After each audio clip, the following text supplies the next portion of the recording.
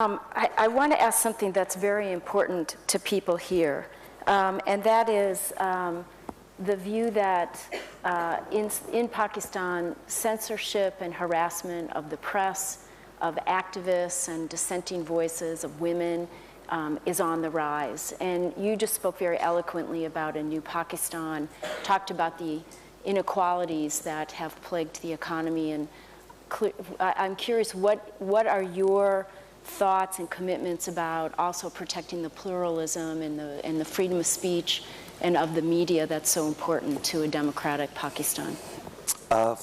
Just let me say one thing.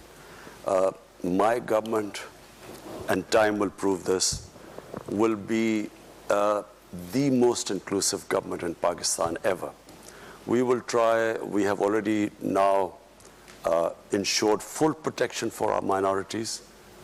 We have, I won't go into detail, but there's one element where we still have a problem. But what we have done, no government has done before. And I'll give you an example that there was this case of Bibi. She was this Christian woman who was jailed, and no judge would try them because of blasphemy. And because of the strength of one particular group, which had the previous government was held hostage by the group. They came in and they literally blocked the roads, and people were scared of that group. So when the judgment was given to free her by the Supreme Court, the same group then threatened. They came out on the streets. They were rioting for 2 days, and the stage was held hostage for 2 days. But this is the first government that on the next opportune moment actually took them out. We put them in jails. We just completely, and Bibi was then safely, she came out, and then she wanted to leave the country, and we helped her. So all I'm saying is that this government you will see that it will treat its minorities as equal citizens. There's just one thing, I don't want to go into details, but there's one aspect, I can't talk about it, but we have still a problem. I'm not saying we've completely controlled the situation, but you will see that this is not out of worry about what the Western world or any other people say about us. It's because out of our conviction that our minorities, according to our religion, according to our constitution, are equal citizens. Now the media. I have, my life, I went to university in England, and I spent about 18 summers of my life in England. And I've seen the British media, very open, very free media.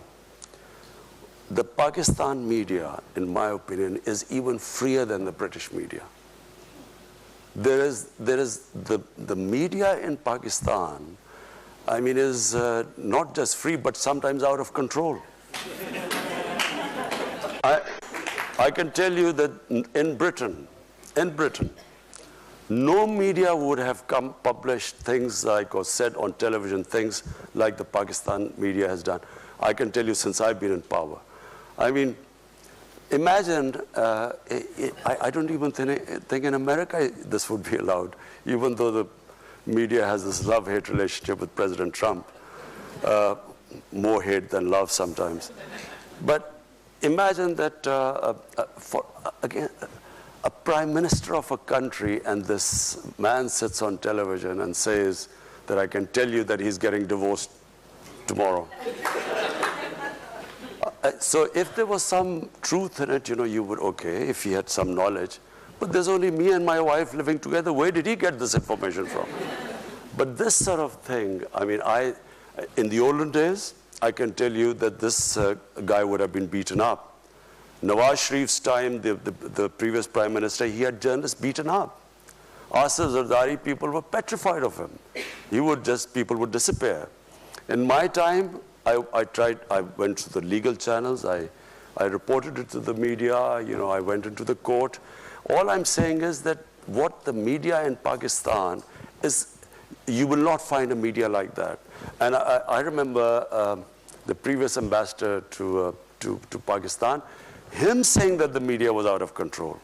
So what we need is to control the media, and not through the government, but through a media watchdog.